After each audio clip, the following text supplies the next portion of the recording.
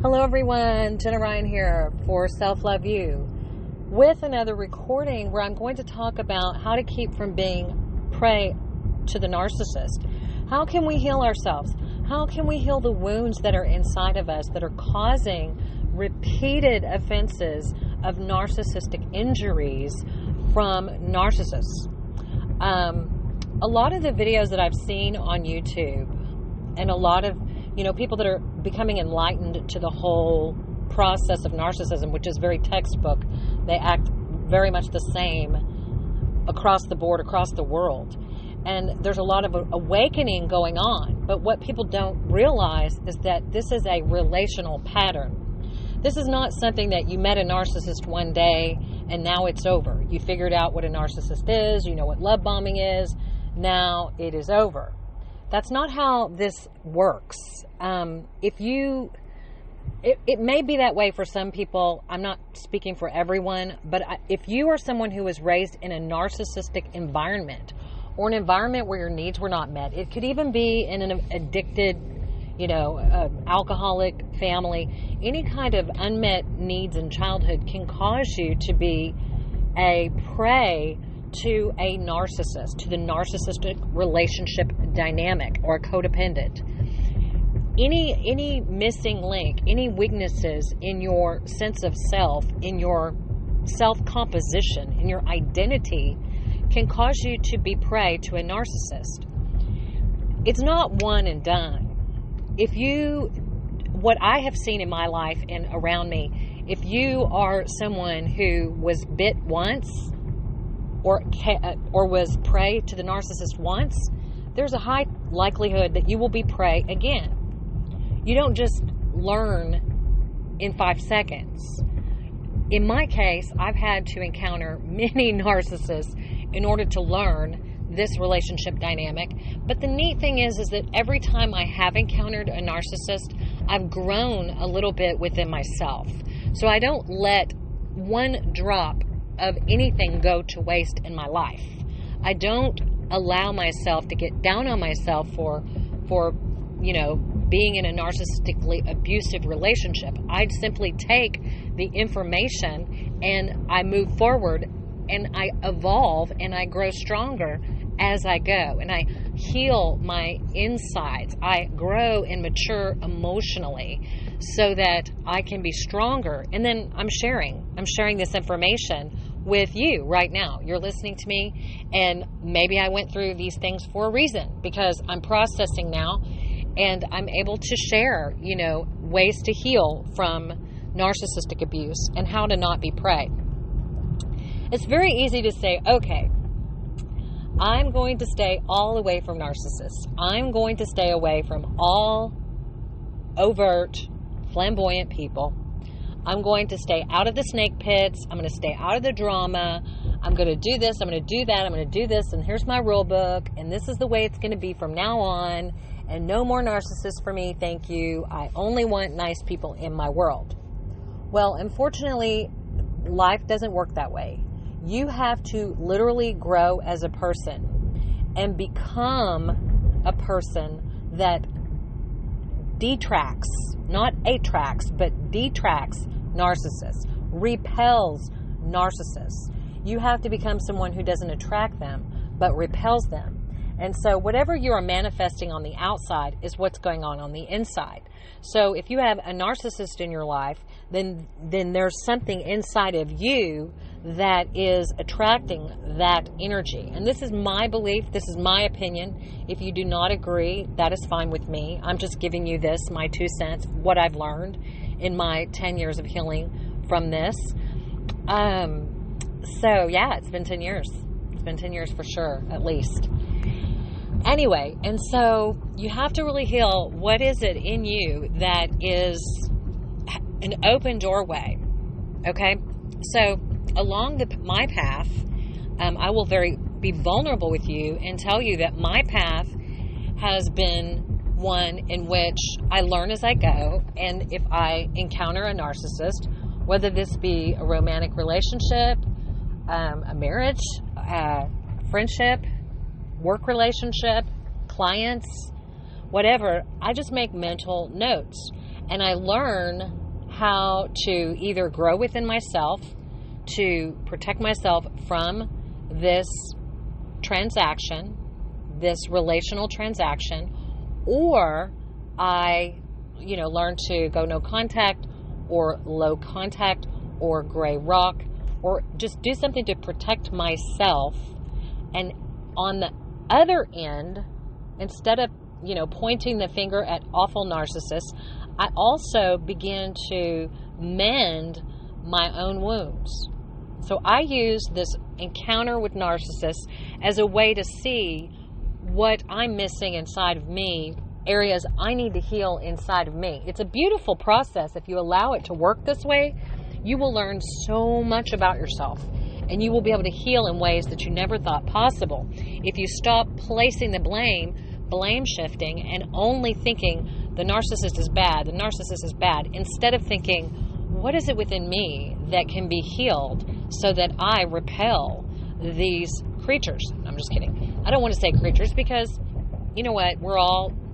I believe we're all created by God. And just because there's a psychological issue with people that have narcissistic personality disorder, I just want to stay away from them. I don't want to hate them.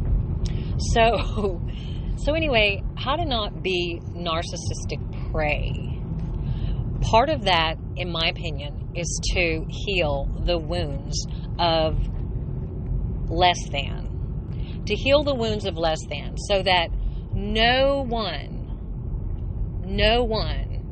can come to you with gifts and promises and illusions and magic to make you feel more acceptable, more whole, more loved, more value. It's just knowing that no one is ever capable of saving you. You are not going to get it. It's not coming. That's a sad thing, and we have to grieve that. We have to grieve that there's no savior. When we were little kids, we needed a savior. We did need a savior. But for many of us, we didn't have that savior. We didn't have those parents that could provide for us in the way that we needed.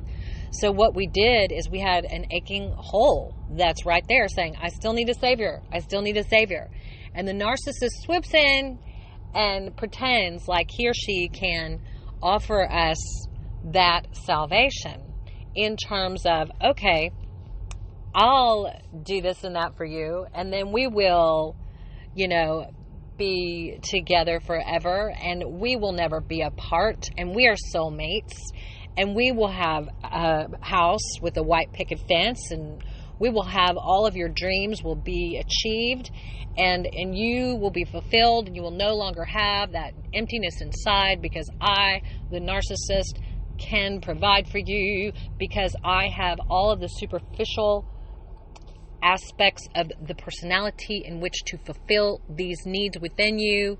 You don't have to worry anymore. I'm your Savior. I'm your Jesus. I'm your Christ. And you can just relax because I've got this.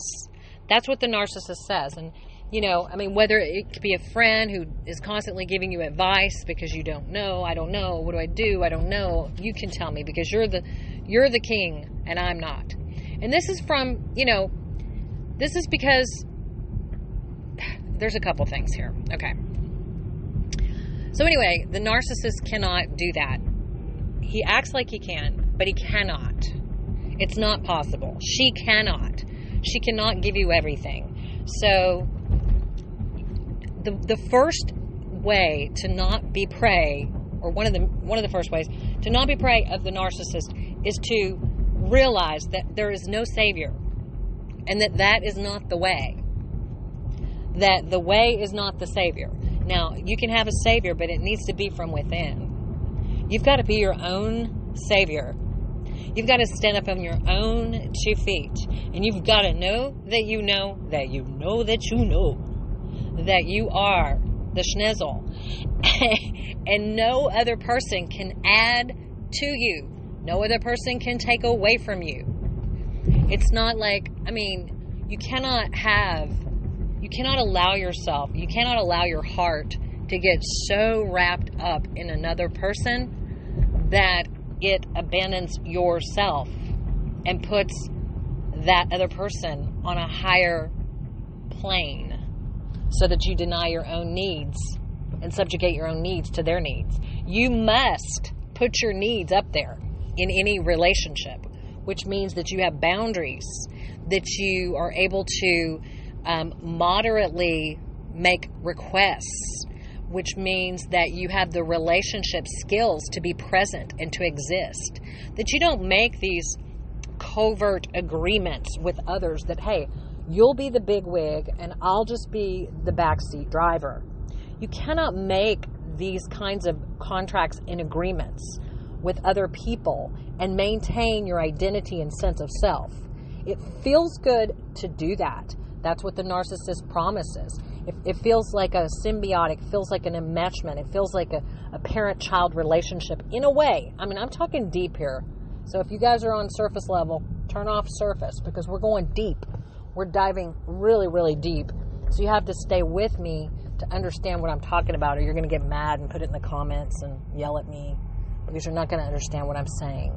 But what I'm saying is that the narcissist cannot be your savior. And at some place, in order to get in to your heart, the narcissist has to make that unspoken promise.